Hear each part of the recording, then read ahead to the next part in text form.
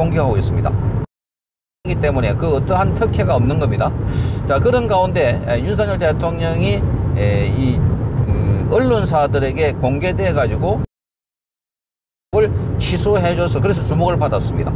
자, 이번에도 이 재판을 여러분 안녕하십니까. 윤석열 대통령은 이 파면되고 난 이후에도 이 형사재판을 받게 됩니다.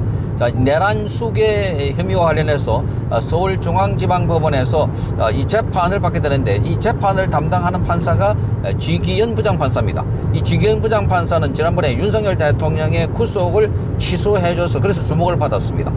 자, 이번에도 이 재판을 받는데 윤석열 대통령이 직접 출석을 하게 됩니다. 이제는 대통령 신문이 아니기 때문에 그 어떠한 특혜가 없는 겁니다. 자, 그런 가운데 윤석열 대통령이 언론사들에게 공개돼 가지고 재판받고 있는 장면을 촬영을 하게 해달라 언론사들이 요청을 했는데 이걸 거부했습니다. 그러자 좌파들 또는 이 야권에서는 일제히 쥐기현 부장판사를 다시 공격하고 있습니다. 자, 특혜를 주고 있다는 겁니다. 전직 대통령에 대한 특혜를 주고 있다. 똑같이 취급하라는 겁니다.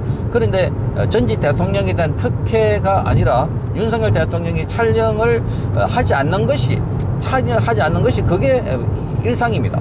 형사 피고인은 법정에서 원래 촬영하지 못하게 되어 있습니다. 예외적으로 과거에 박근혜 대통령이나 이명박 대통령이 촬영을 한 적이 있는데, 그때는 그때 대통령이 지금처럼 윤석열 대통령처럼 헌법재판소에 나와가지고 일일이 답변하고 대답 묻고 하는 걸 하지 않았습니다. 출석하지 않았습니다.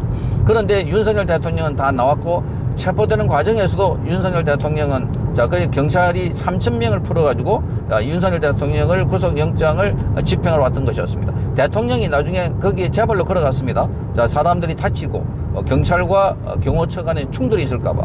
자, 어쨌든 이런 상황에서 윤석열 대통령이 지금 촬영을 하지 말아라 하는 이 쥐기현 부장판사의 이 판결을 놓고, 자, 이 방침을 놓고 야권에서 일제히 공격을 하고 있습니다. 이 공격의 대상 포인트가 과거에 윤석열 대통령에 대해서 구속을 해줬는데 구속을 취소한 것을까지.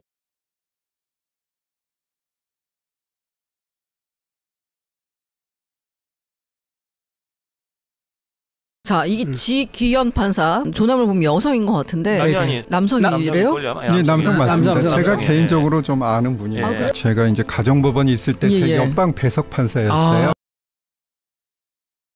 취소한 것을까지 네, 지난 11일